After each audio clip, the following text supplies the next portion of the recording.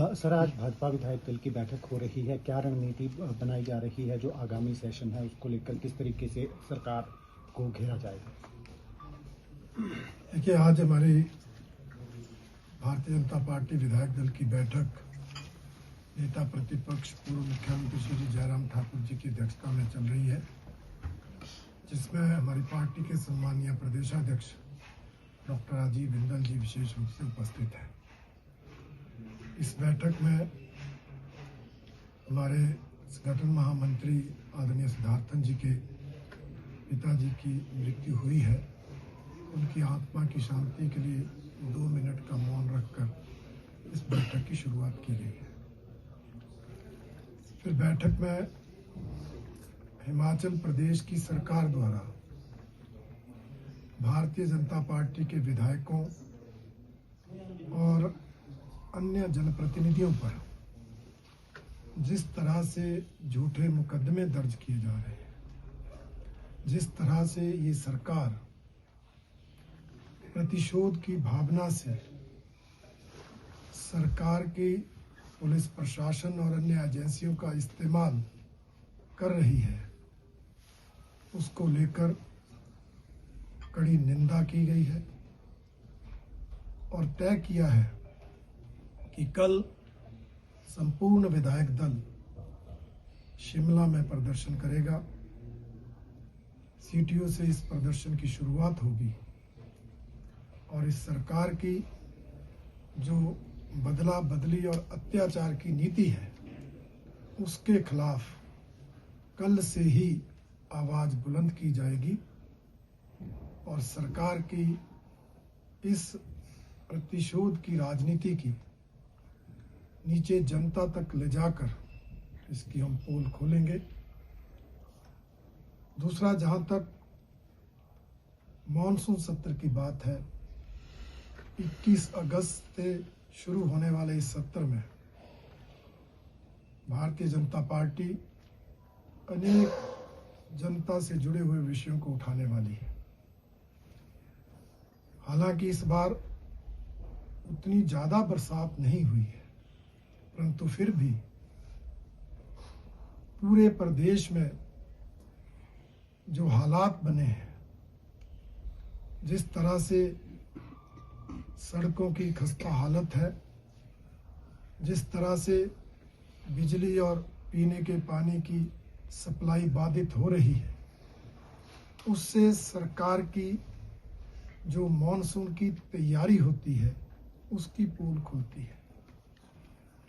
इसलिए सभी विधायक अपने अपने क्षेत्रों में इस बारिश से हुए नुकसान का जायजा लेकर सत्र में आएंगे और जो नुकसान हुआ है और सरकार उस नुकसान की भरपाई में विफल रही है और विशेषकर 2025 में जो आपदा के दौरान नुकसान हुआ था, उसकी भी अभी तक भरपाई नहीं हुई है। उस दौरान भी जो नुकसान हुआ था उसका पुनर्निर्माण नहीं हुआ। जो प्रभावित हुए थे उनका अभी तक पुनर्वास नहीं हुआ। इसलिए एक तो इस मुद्दे को प्रमुखता से उठाएंगे। दूसरा, प्रदेश में लगातार बिगड़ती कानून व्यवस्था, दिन दहाड़े गोलीकांड होना, अब तो कुल्हाड़ी कांड होना, जगह जगह बलात्कार की घटनाएं घटना, चोरी डकैती की बातें आम हो जाना और अब चिट्टे की घटनाओं में बढ़ोतरी होना। बड़े बड़े सौदागर, सप्लायर सरकार के संरक्षण में चिट्टे से हमारे युवाओं को बर्बाद कर रहे हैं और वो फल फूल रहे हैं। इसलिए कानून व्यवस्था के इन सारे विषयों को भी हम मानसून सत्र में प्रमुखता से उठाएंगे और इसके साथ साथ सरकार के जो भ्रष्टाचार के अनेक मुद्दे हैं, लगभग सभी विभागों में, मुख्यमंत्री के कार्यालय से लेकर नीचे पटवारी के दफ्तर तक, जिस तरह प्रदेश में भ्रष्टाचार फैला है, उन भ्रष्टाचार के मुद्दों को भी सबूतों सहित विधानसभा के अंदर हम लोग उठाने वाले हैं। और इसके साथ साथ जो ये सरकार कर्मचारियों के जो देनदारियां हैं उनको देने में विफल रह रही है। रिटायर्ड कर्मचारियों की पेंशन और देनदारियां नहीं दी जा रही हैं। बेरोजगार युवाओं की जो वायदे किए थे 1 लाख हर साल सरकारी नौकरी, 5 लाख 5 साल में सरकारी नौकरी का, उसको पूरा ना करना और अन्य जो गारंटियां देने में सरकार विफल रही है उसको भी हम सदन के अंदर उठाने वाले हैं।